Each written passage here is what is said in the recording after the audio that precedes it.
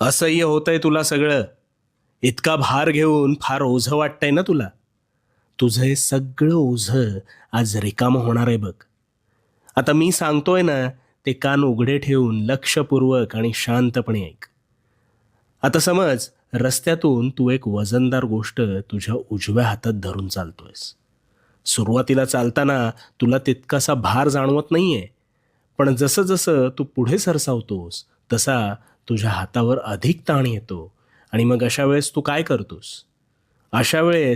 तू काय करतोस तर ती गोष्ट तात्पुरती का होईना खाली ठेवतोस अथवा दुसऱ्या हातात घेतोस. का?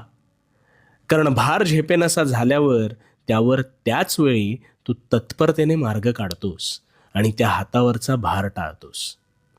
मग यातून काय कळलं?